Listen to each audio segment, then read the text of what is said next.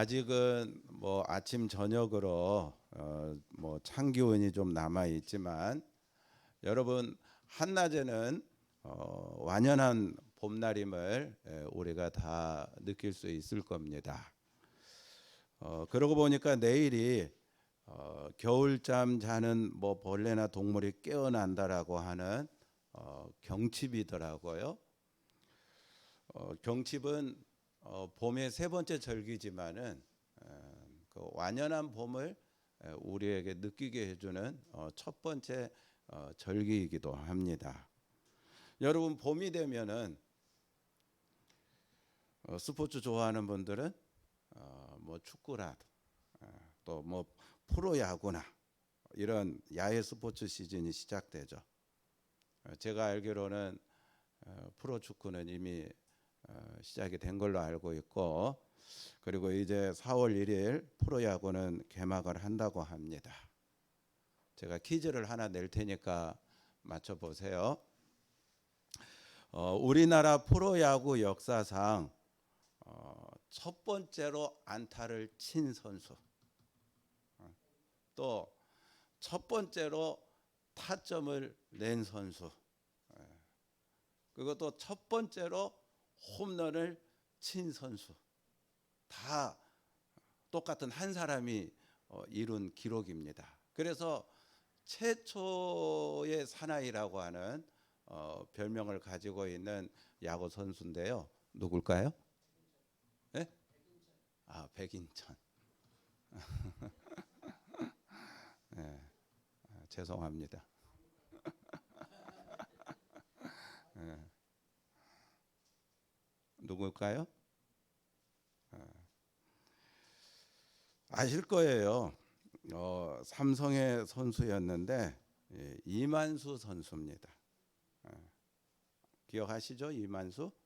뭐 야구 잘 몰라도 이만수는 또 기억을 할 거예요. 헐크로 유명하죠. 포지션이 포수였는데 한국의 뭐 베이비 루스 홈런왕으로도 유명합니다. 근데요, 이만수 선수는 두 가지로 유명한데, 하나는 지독한 연습벌레였다고 그래요.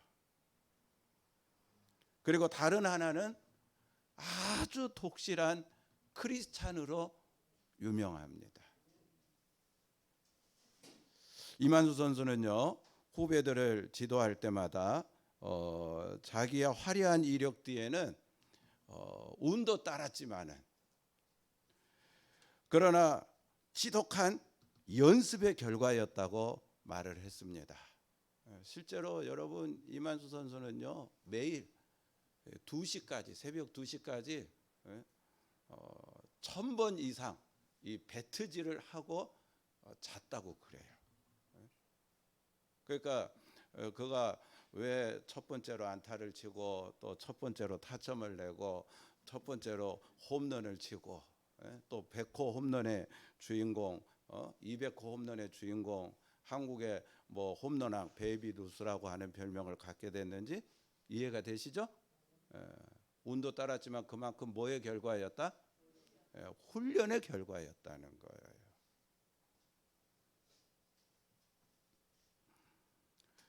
그리고 이 이만수 선수가 지금은요,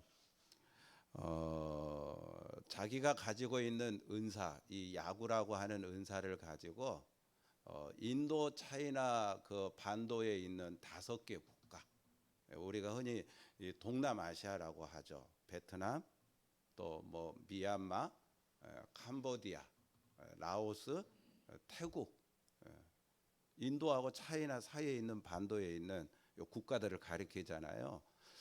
이 5개 국가의 야구팀을 만들어 가지고 그 국가 이제 뭐 대표팀 격인 그런 야구팀을 만들어 가지고, 여러분 뭐 아시는 대로 박항서 우리 감독이 베트남 가가지고 거기 축구 열기가 대단하잖아요.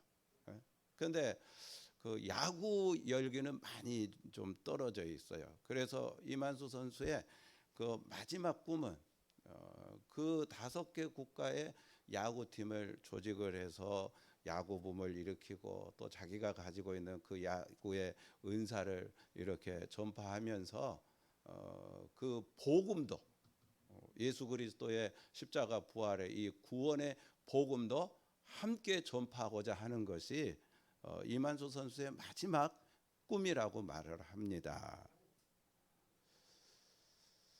한번 따라합시다. 위대한 선수 뒤에는 지독한 훈련과 연습이 있었다. 자, 지난주부터 우리가 사순절 6주 동안 생명의 공동체를 세우는 40일 캠페인을 진행하고 있습니다. 뭐 아시는 대로 1주차 캠페인의 주제가 뭐였습니까? 나는 성령 충만한 예배자였는가? 성령 충만한 예배자로 살고 있는가?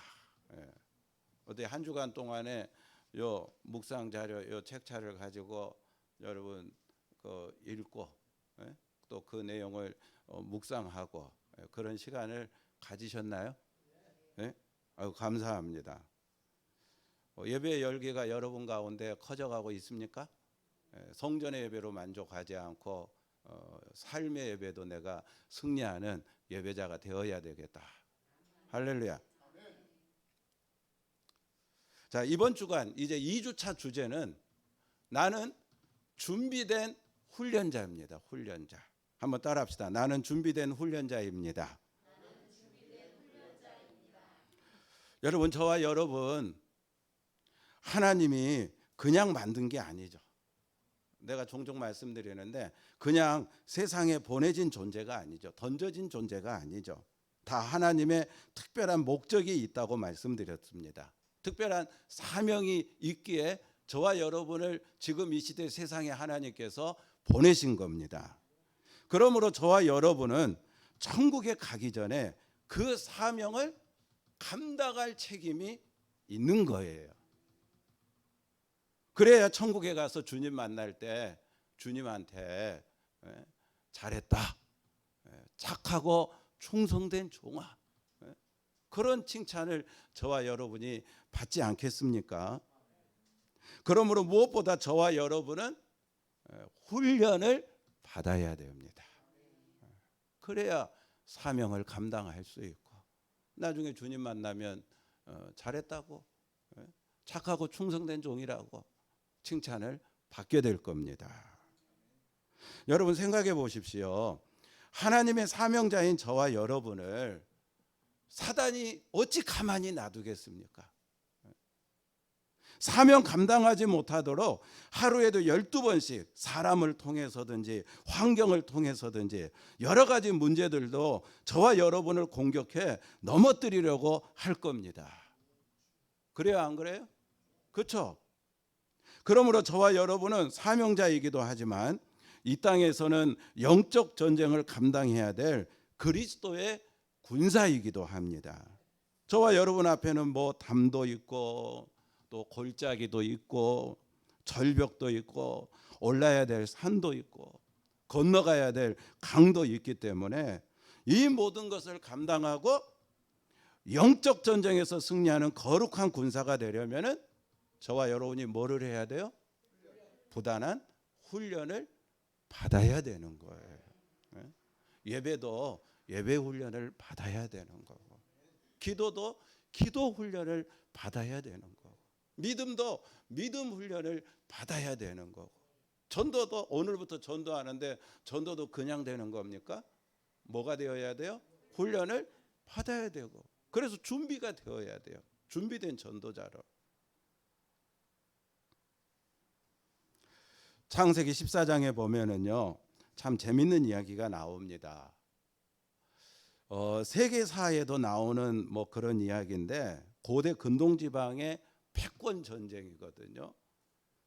엘람왕 그돌라오멜을 중심으로 한 뭐 그런 한 동맹과 그리고 소돔왕 베라를 중심으로 한 이 동맹 사이에 가나안 지방의 패권을 걸고 전쟁이 일어납니다.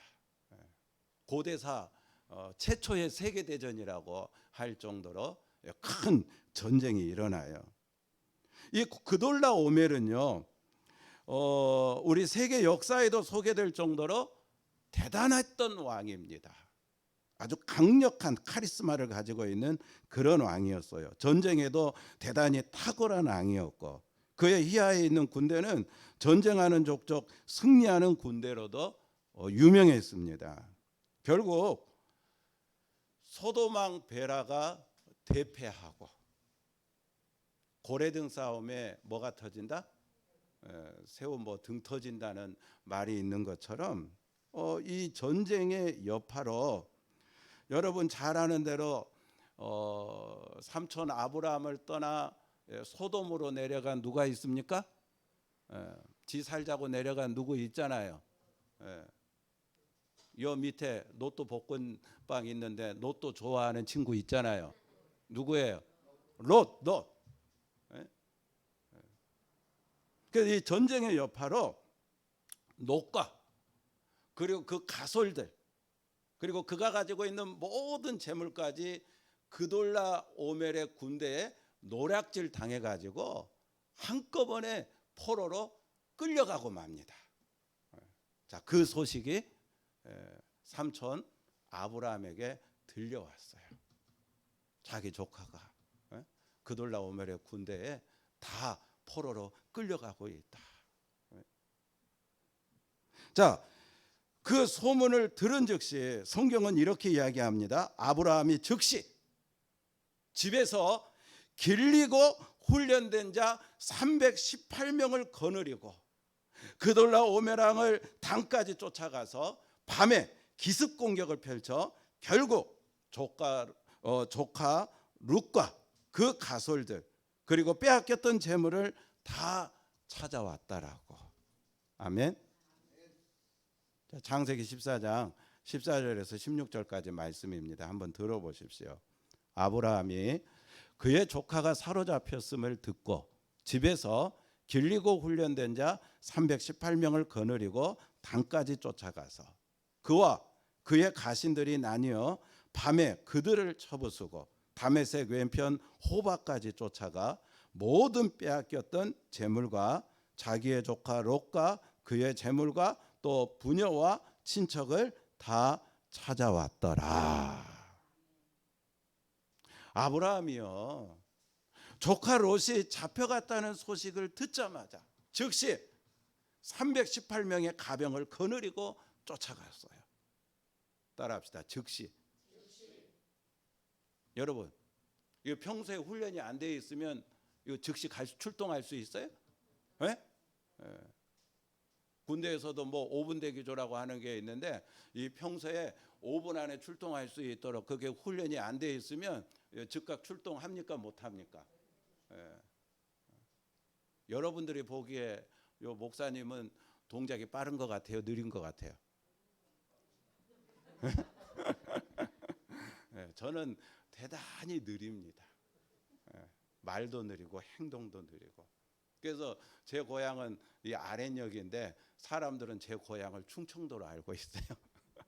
저 충청도가 고향이 아닙니다. 하지만 느려요. 군대에서도 이 5분 대기조가 되면은 저 때문에 그냥 이 집합당하고 그런 게 많았어요. 5분 안에 뭐 다 챙겨가지고 출동을 해야 되는데 이게 안 돼요, 천성적으로. 그래서 아예 5분 대기조 이렇게 빼기도 하고 그랬는데, 근데 오늘 요 말씀에 보니까 318명이가 되는 적지 않은 그런 가병을 즉시 끌고 쫓아갔다는 거예요. 시간 싸움이잖아요. 시간 놓치면 안 되잖아요. 그리고 성경은 분명하게 말씀하고 있습니다. 길리고 훈련된 자 318명. 훈련됐다라고. 여러분, 훈련됐다는 거는 이런 말이에요. 준비됐다는 거예요. 제가 훈련되었다. 그럼 여러분은 준비되었다. 그렇게 한번 해봅시다. 훈련되었다. 훈련되었다. 그렇습니다. 훈련됐습니다. 준비됐습니다. 오합지졸이 아니었습니다. 일당백의 용사들이었습니다. 그래서 갑자기 일어난 사단이었고 감당하기 힘든 상대였지만 결국엔 큰 승리를 거둘 수가 있었던 겁니다. 사랑하는 우리 무지개 가족 여러분,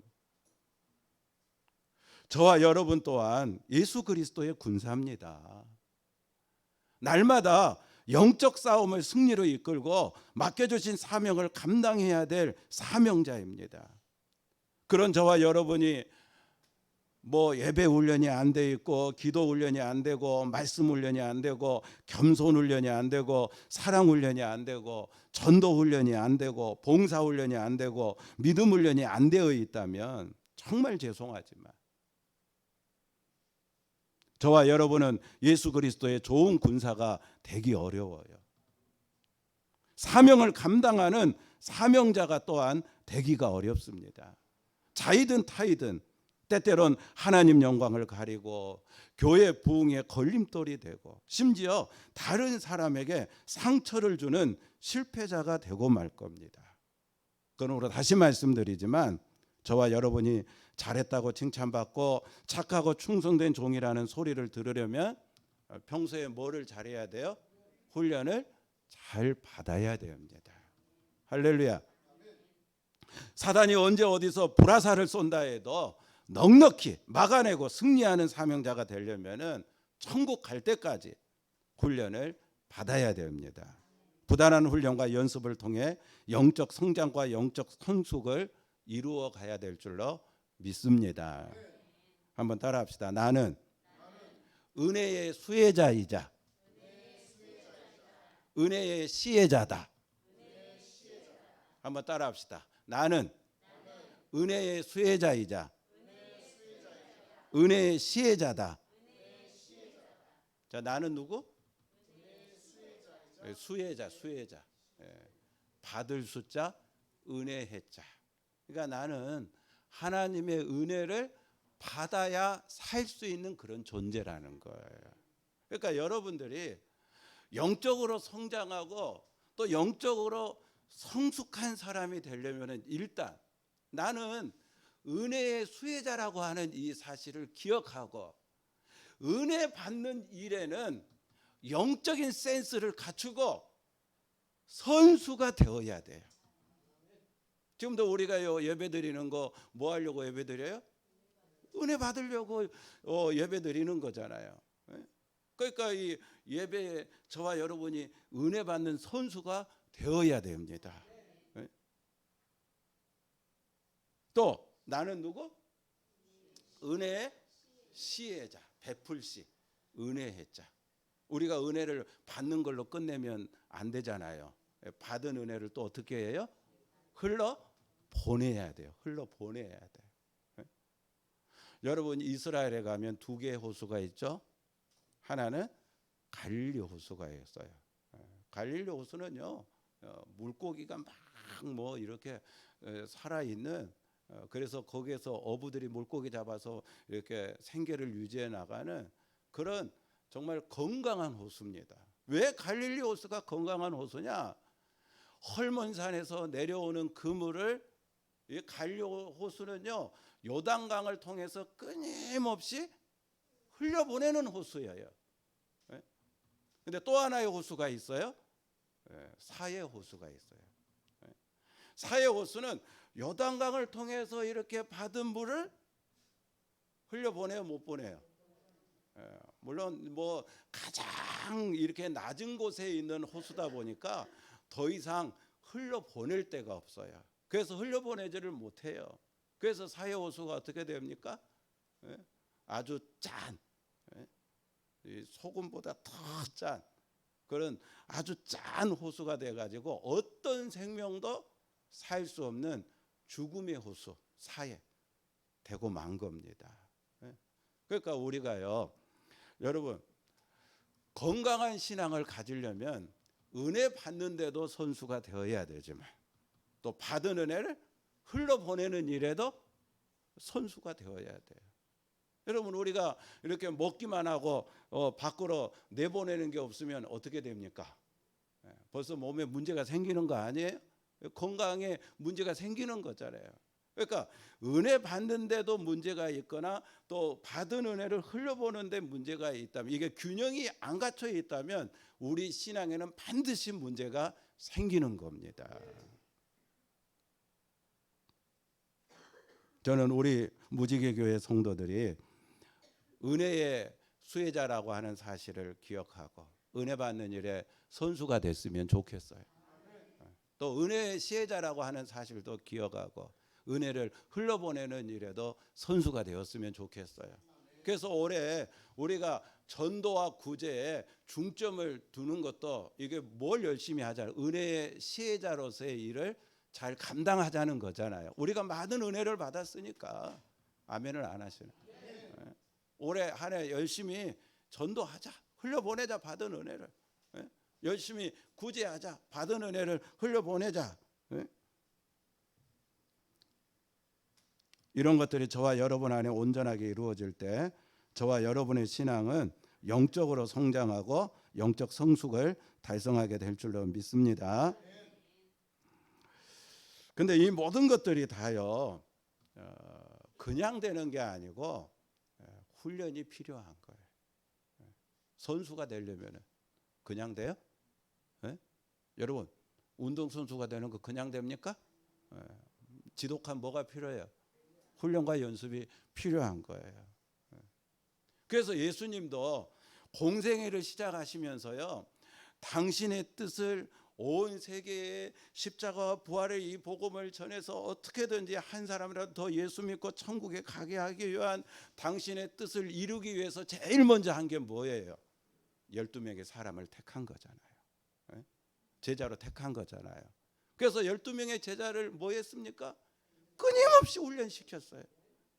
믿음 훈련을 시키고 기도 훈련을 시키고 끊임없이 훈련시켰어요. 자기를 죽이는 훈련을 시키고 3년 동안 동고동락하면서 복음을 땅끝까지 전파할 사명자로 훈련시킨 겁니다. 자, 그러면 이제 본론으로 들어가서요. 저와 여러분이 훈련자가 되기 위해 꼭 필요한 것은 뭘까? 두 가지를 말씀드리는데 첫 번째는 영적 쾌거를 먼저 경험해야 됩니다. 저와 여러분이 훈련자가 되려면은 첫 번째는 영적인 쾌거를 먼저 경험하는 것이 저와 여러분에게 있어야 된다는 거예요. 자, 설명을 할게요. 예를 들어서 자, 또 여러분한테 물어봅시다. 여기 있는 이 목사가요 학교 다닐 때 공부를 잘했을 것 같아요? 못했을 것 같아요? 네? 네. 저는요 공부에 늦게 눈이 떴어요. 그래서 초등학교 때는 제가 5학년 때까지인가 4학년 때까지인가 맨날 학교에 또 수업 다 끝나면 남아있는 친구들이 있죠. 뭐 구구단을 못 외운다든가 그 선생님이 뭐 숙제한 거 그거 이렇게 못한 친구들 이제 남아서 다 외우고 가고 막 그런 거 했잖아요. 여러분들은 뭐 한 번도 남아본 적이 없어가지고 모르는구나. 나는 맨날 남았어요. 공부를 못 해가지고. 내가 공부를 못했어요. 초등학교 때는. 근데 공부를 잘하게 된 계기가 있어요. 뭐냐면은 선생님이 뭔가 가르쳐준 산수 시간에 뭐 이렇게 가르쳐준 게 있는데 이게 뭐 잘 안 풀리니까 재미없어 하고 이제 뭐 이렇게 관심도 없고 흥미도 없고 그래서 별로 공부할 마음이 없었는데 어느 날인가 선생님이 그 가르친 공식대로 딱 해보니까 답이 나오는 거야. 이게 너무너무 재밌는 거예요. 내가 지금 뭘 경험한 거죠. 그 경험이 공부의 재미를 느끼게 했고 흥미를 갖게 했고 신나게 했고 그래가지고 그때부터 공부에 눈이 떠져가지고 제가요 초등학교 졸업할 때는 교육장상을 받았습니다.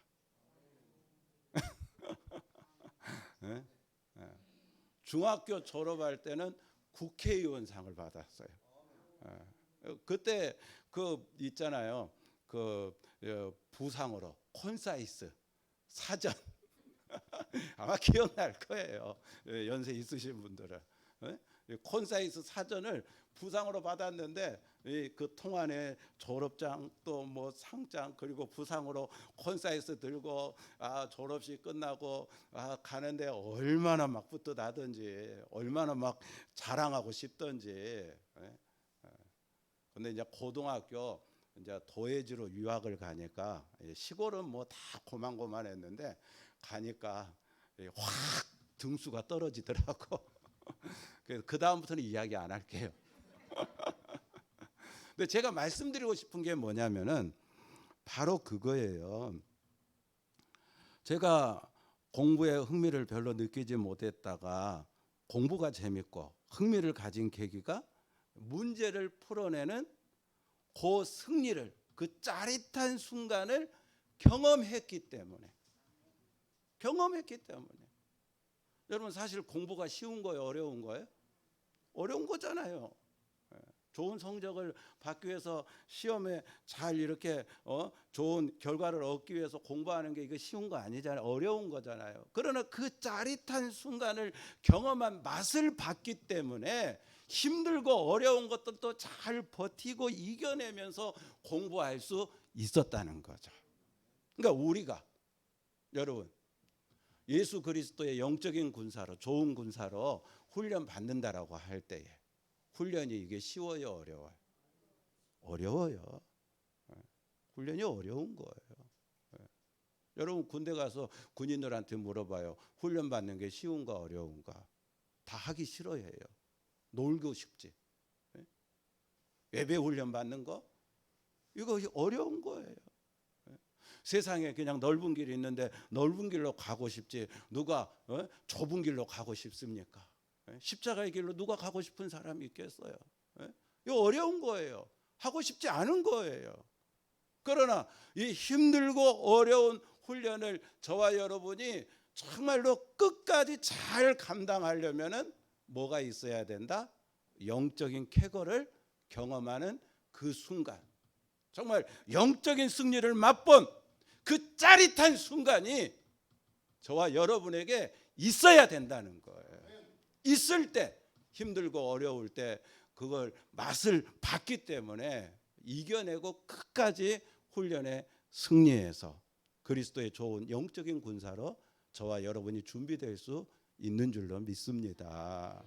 여러분, 이제 오늘 본문 말씀을 봅시다. 자, 사무엘상 17장. 사무엘상 17장입니다. 37절 말씀. 자, 구약. 자, 사무엘상 17장 437페이지입니다. 구약.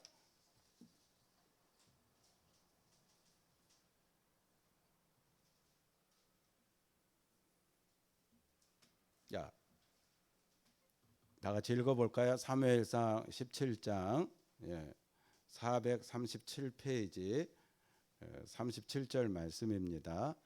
다 같이 시작. 또 다윗이 이르되 여호와께서 나를 사자의 발톱과 곰의 발톱에서 건져내셨은즉 나를 이 블레셋 사람의 손에서도 건져내시리이다. 사울이 다윗에게 이르되 가라, 여호와께서 너와 함께 계시기를 원하노라. 자, 여러분 잘 아는 대로 다윗과 골리앗의 싸움 이야기죠. 언제 읽어도 언제 들어도 언제 봐도 정말 극적이에요. 그래서 재미가 있고 질리지 않는 내용입니다. 지금으로부터 약 3000년 전에 블레셋이 이스라엘을 침공했습니다. 그 당시 블레셋은요, 이스라엘보다 더 우위에 있는 군사력을 가지고 있었어요. 이스라엘 군사들이 소유한 무기들은 변변치 못했는데 반면에 블레셋 군사들이 소유한 무기는 철로 만든 무기였어요. 철. 그러니까 이 쇠, 강철, 무기가 단단했던 거죠. 그러니까 강한 군대를 가지고 있었던 거예요. 더구나 이 블레셋은 골리앗이라고 하는 엄청난 거인 장수가 있어가지고 어떻게 이거 해볼 도리가 없습니다. 무기도 강하지. 골리앗은 엄청난 거인이지. 이겨볼 수가 없어요. 그래서 골리앗이 등장해서 이스라엘 군대를 향하여 골짜기를 두고 이 편은 블레셋 군대가 있고 저 편은 이스라엘 군대가 있는데 크게 외칩니다. 뭐 니네들이 하나님 믿는다고 하는데 나하고 싸워보자. 그래갖고 싸워서 이기면 우리가 졌다고 하고 물러갈 거고, 너희들 하나님 믿는다고 했는데 너희들이 믿는 하나님은 어디 있느냐, 막 하나님을 조롱하고 모욕하면서까지 이스라엘 백성들을, 그 군대를 자극을 해요. 근데요, 이 골리앗이요 키가 2m 70입니다. 대단히 엄청난 거인이죠. 그리고 뭐 머리부터 발끝까지 그냥 뭐 투구, 갑옷, 완전히 무장이 되어 있고, 그리고 그가 그 입고 있는 갑옷의 무게가 58kg입니다. 여러분이 지금 옷을 입고 있는데 그 옷 무게가 58kg이야. 그 입고 다닐 수 있겠어? 5kg만 돼도 여러분 못 입고 다닐 거야, 옷 무게가. 근데 골리앗이 입고 다니는 그 갑옷의 무게가 58kg이라는 거야. 그러니까 얼마나 힘이 센 장수라는 거 짐작이 되시죠? 그리고 뭐 창을 들고 있고 칼을 들고 있고, 그리고 그가 사용하는 그 창은요, 그 날만 무려 무게가 7kg이 나가는 창입니다. 창 날만. 그러니까 대단히 큰 창을 사용하고 있는 장수예요. 그런 골리앗이 뭐 하나님을 모욕하고 조롱한다고 해도 이스라엘 누구도 감히 골리앗과 싸워보겠다라고 하는 사람이 한 사람도 없는 거예요. 하나님이 조롱당하고 모욕당하는데도 불구하고 사울왕도 나서 볼 엄두가 안 내고, 그의 아들 요나단도 뭐 용감하기로 알려졌는데 요나단도 나가볼 엄두를 못 내고 누구도 나가지를 못하는 거예요, 40일 동안. 자, 그런데 바로 그때 다윗이 등장을 합니다. 아버지 이새의 심부름으로. 전쟁에 나가 있는 형들 먹는 게 부실할 건데 이 치즈랑 떡이랑 좀 갖다 주라 해가지고 다윗이 아버지 심부름으로 요 치즈 덩어리, 떡 덩어리 들고 전쟁터에 찾아오거든요. 찾아와서 보니까 뭐 골리앗이라고 하는 자기보다 2배나 크거든. 뭐 장군이 나오고 하나님을 조롱하고 모욕하고 있는데 이스라엘 사울왕도 뭐 나가려고 하지 않고 누구도 나가려고 하지 않고, 그런 상황을 볼 때 다윗이 너무 안타까워 가지고 내가 골리앗과 싸워 보겠습니다. 아멘 좀 하시지. 내가 싸우는 것도 아니고 다윗이 싸우겠다는데. 근데 이 다윗은요 17살 어린 소년이에요. 한 번도 전쟁의 경험이 없는 자입니다. 칼을 들어본 적도 없고 창을 사용해 본 적도 없고, 그런 어린 소년 다윗이 아직 얼굴에 어리기 때문에 이렇게 붉은 빛이 감도는 그런 다윗이 골리앗과 싸워보겠다고 하니 다 말리죠. 형들은 다윗한테 막 야단을 칩니다. 야, 너 사울왕이 뭐 골리앗과 싸워 이기는 자 있으면 뭐 딸 공주를 뭐 이렇게 아내로 준다고 하니까 너 그 상이 욕심이 나가지고 너 상대도 안 되는데 나가서 싸워보겠다고 하냐? 너 미친놈 같으니, 너 정신없는 놈 같으니 빨리 집으로 가라. 성경에는 안 나왔지만 애들은 가라. 아마 있을 것 같아. 성경에는 안 나왔지만 여기는 애들이 놀 자리가 아니다. 빨리 아버지 신부는 끝났으면 집으로 가서 네 할 일 하라. 뭐 그랬을 것 같아요. 그런데 다윗은요 조금도 두려워하지 않고 조금도 뒤로 물러서지 않고 정말 자신 있게 이야기해. 내가 골리앗과 싸우겠다고. 하나님 조롱당하고 모욕당하는 것 두고 볼 수가 없다고. 내가 나가서 골리앗과 맞서겠다고. 그래서 너무 그게 확고하니까 이제 사울왕이 그럼 너 나가라. 그 갑옷을 입혀주고 또 자기가 쓰던 칼을 주니까 이게 불편하거든요. 갑옷도 너무 크고 칼도 안 써본 거니까 무겁고 그래서 다윗이 다 거추장스러운 거 벗어 던지고 뭐 가지고 나갑니까? 물맷도 5개 들고 나가잖아요. 여러분, 그래서 그 결과 골리앗이 그 자리에서 즉사에 죽는, 그리고 하나님께 영광을 돌리는 놀라운 역사가 일어났는데요. 자, 그러면 여기서 우리가 이제 생각해 볼 게 있어요. 나 같으면은요, 저런 상황을 내가 눈으로 보고 내가 다윗의 입장이라면 나는 나갔을까요? 안 나갔을까요? 아니, 어떻게 그렇게 쉽게 대답을 합니까? 그 나갔을지도 모르겠다라고 이야기를 좀 하시지. 그러나 분명히 말합니다. 저는 안 나갑니다.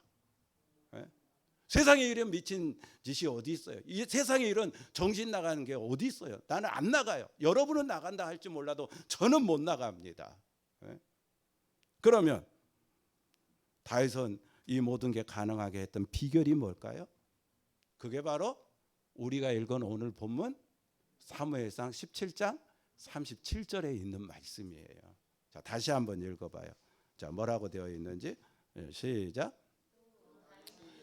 여호와께서 나를 사자의 발톱과 곰의 발톱에서, 거기까지 따라합시다. 건져내셨은즉.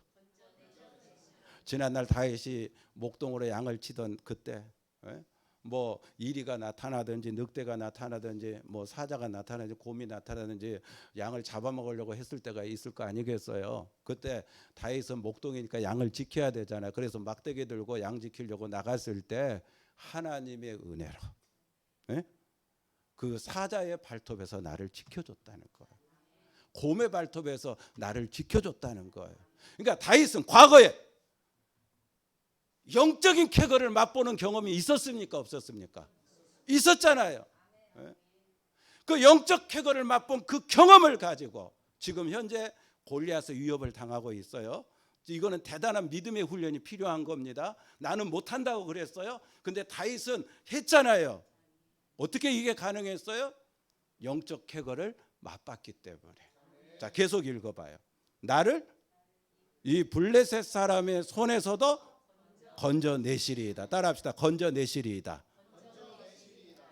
그러니까 현재 과거에 그런 경험을 내가 맛봤기 때문에 뭐 골리앗의 뭐 할아버지라 할지라도 그 상황에서 하나님은 여전히 나를 건져낼 거라고 하는 믿음의 훈련에 승리하잖아요. 할렐루야. 할렐루야. 그러니까 우리가요, 훈련에 승리하는 정말 준비된 훈련자가 되려면은 뭐가 있어야 돼요? 영적 쾌거를 맛보는 순간이 있어야 된다는 거예요. 다윗도 분명히 건져내셨은즉 건져내시리이다. 할렐루야. 제가 종종 그런 말 하잖아요. 감기를 기도로 이겨본 자가 암도 기도로 이길 수 있다고. 갑자기 이길 수 없는 거예요. 해본 자가 할 수 있는 거예요.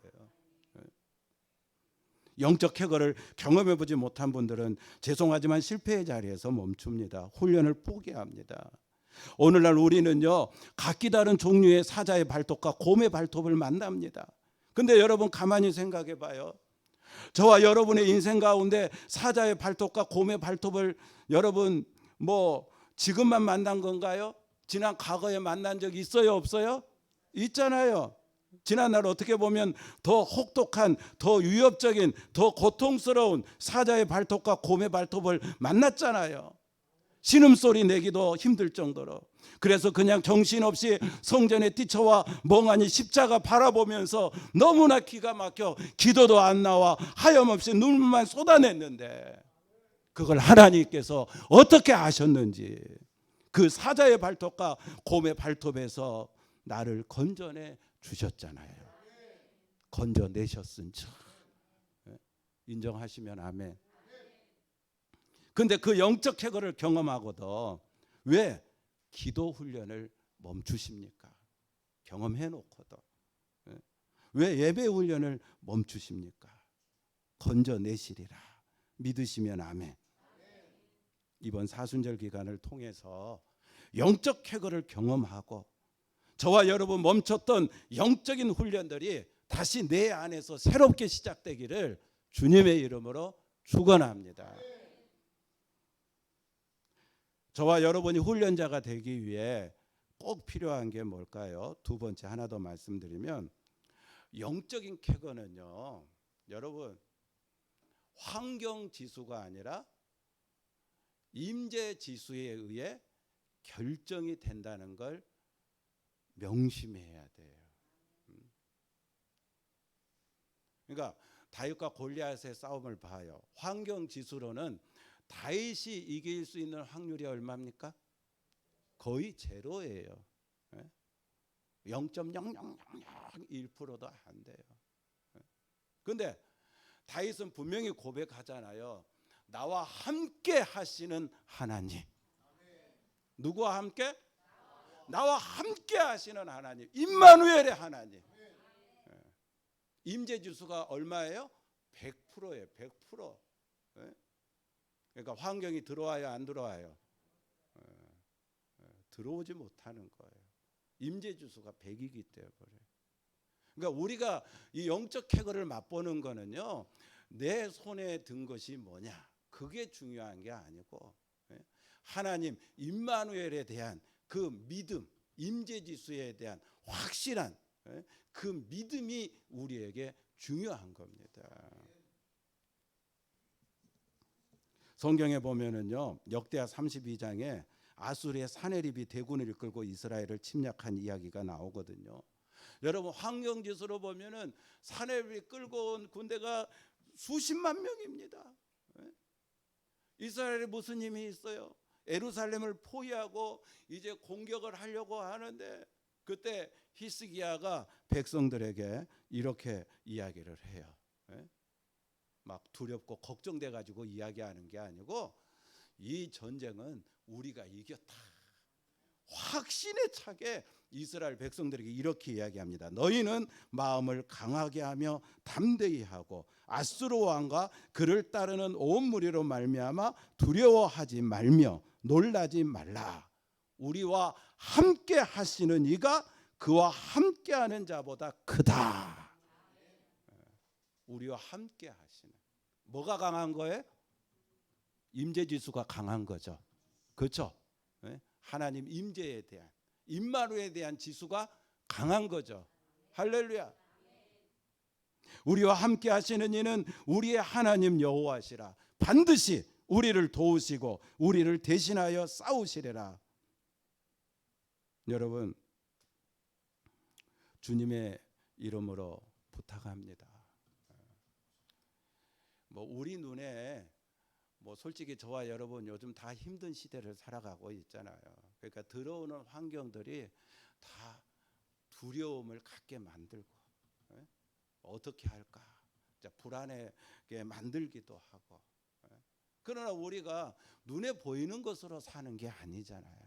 우리의 생명은 거듭난 생명이잖아요. 그래서 땅의 것으로 우리가 사는 게 아니고 하나님께 접붙임받은 생명이기 때문에 하늘의 신령한 것으로 우리가 사는 줄로 믿습니다. 그래서 우리가 뭐가 강해야 돼요?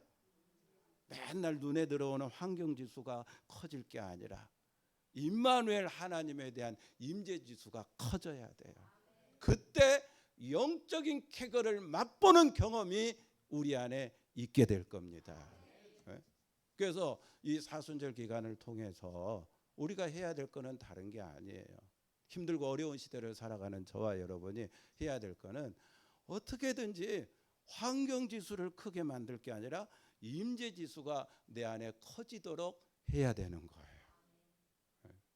자, 그러면 이제 결론입니다. 어떻게 하면 우리 신앙에 있어서 임재지수가 커지게 할 수 있을까? 결론입니다. 자, 이제 마가복음 1장으로 갑시다. 거기서 세 가지 비결을 찾아야 돼요. 마가복음 1장. 자, 마가복음 1장 9절에서 11절까지 말씀입니다. 신약.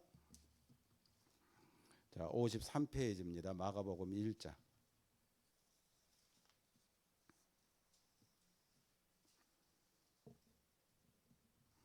사자의 발톱, 곰의 발톱, 종류는 다르지만은 저와 여러분 앞에 지금도 있는 거예요. 골리앗의 위협 저와 여러분에게 있어요. 지금도. 자, 그러면 우리가 이 모든 걸 이겨내고 어떻게 영적인 쾌거를 경험할 수 있을까? 임재지수를 높여야 되는데 높이는 비결이 마가복음 1장 9절에서 11절까지에 있습니다. 9절 읽어봅시다. 시작. 그때 예수께서 갈릴리 나사렛으로부터 와서 요단강에서 요한에게 세례를 받으시고. 자, 이 말씀을 읽을 때 뭐가 좀 이상하지 않습니까? 뭐가 이상해요? 자, 예수님은 죄가 있어요, 없어요? 근데 여기 예수님 뭐 받았대요? 여기 이거 요한의 세례는 물 세례는 죄 그 씻음을 받는 회개의 세례거든요. 근데 죄 없는 예수님이 회개할 이유가 없는데 왜 세례 받아요? 여기 세례는 원래 누가 받아야 돼요? 에? 그렇죠. 죄인인 저와 여러분이 받아야 될 세례인데. 자, 누가 대신 받습니까? 주님이 세례를 대신 받고 있어요. 네? 여러분 정말 우리는 죄 짓는 데 선수입니다. 그래서 십자가의 고난과 십자가의 죽음은 누가 당해야 되는 겁니까? 죄 짓는 데 선수인 저와 여러분이 십자가의 고난을 당해야 되고 십자가의 그 죽음을 당해야 되는데 그 십자가의 고난을 누가 대신 졌습니까? 주님이 대신 지시고. 십자가의 그 죽음을 누가 대신 당하셨어요? 주님이 대신 당하셨어요. 그래서 이사야 선지자는 이렇게 말을 하잖아요. 그가 찔림은 우리의 허물 때문이요, 그가 상함은 우리의 죄악 때문이라. 그가 징계를 받음으로 우리는 평화를 누리고 그가 채찍에 맞음으로 우리는 나음을 받았도다. 우리는 다 양 같아서 그릇 행하여 각기 제 길로 갔거늘 여호와께서는 우리 모두의 죄악을 그에게 담당시키셨도다. 따라합시다. 내가 서야 될 자리에 주님이 대신 서셨다. 한 번 더 합시다. 시작. 내가 서야 될 자리에 주님이 대신 서셨다. 여기 누가 서야 돼? 근데 누가 대신 서셨어? 그럼 우리는 주님께 뭐 한 거야? 은혜의 빚진 자야. 네? 그러니까 여러분 훈련받기 힘들고 또 훈련받기 싫고, 네? 그러면 환경지수가 커지고 임재지수가 작아질 건데 그럴 때마다 꼭 기억하십시오. 나는 주님께 뭐의 빚진 자? 은혜의 빚진 자라고 하는 사실을 기억하셨으면 좋겠어요. 은혜의 빚진 자임을 깨닫고 그걸 기억할 때 우리는 훈련을 감당해낼 겁니다. 네? 은혜의 빚진 자. 이걸 뭐 신학적으로는 거룩한 위치 교환이라고 하는데 내가 서야 될 자리에 주님이 서셨다. 거룩한 위치 교환, 은혜의 빚진 자. 아멘. 자, 그다음에 10절 읽어봐요. 10절. 자, 다 같이 시작. 그 물에서 올라오실새 하늘이 갈라짐과 성령이 비둘기같이 자기에게 내려오심을 보시더니. 자, 성령이 비둘기같이 자기에게 내려오심을 봤다는 것은 쉽게 말해서 성령의 능력이 예수님께 임하셨다는 거예요. 우리가 영적인 쾌거를 맛보려면은 성령의 능력이 임해야 돼요. 우리가 힘든 훈련을 끝까지 잘 견디고 승리하려면은 성령이 도와주셔야 돼요. 할렐루야. 자, 마지막 세 번째 11절 읽어보겠습니다. 시작. 하늘로부터 소리가 나기를 너는 내 사랑하는 아들이라 내가 너를 기뻐하노라 하시니라. 자, 묻습니다. 나는 누굽니까? 나는 내 사랑하는 아들이라. 그래요. 나는 하나님이 사랑하는 아들입니다. 나는 누굽니까? 하나님이 사랑하는 딸입니다. 나는 누굽니까? 하나님이 기뻐하시는 자입니다. 다시, 나는 누구예요?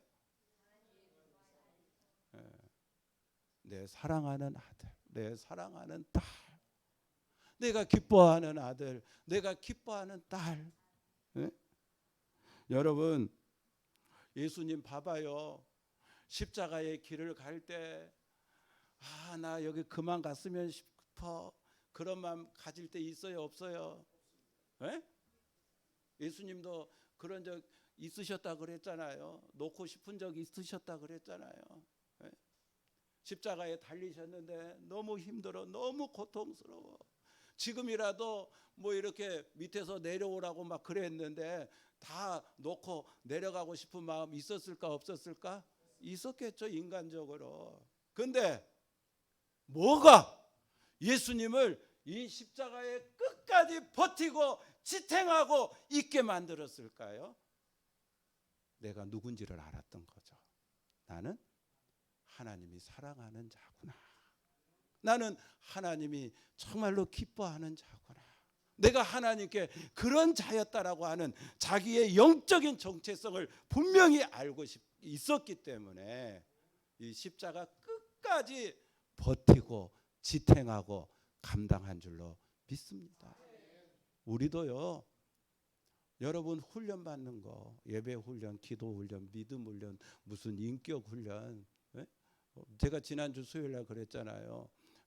종교 뭐 호감도에 불교가 제일 크고 그다음에 천주교, 그리고 제일 뒤에 기독교라고.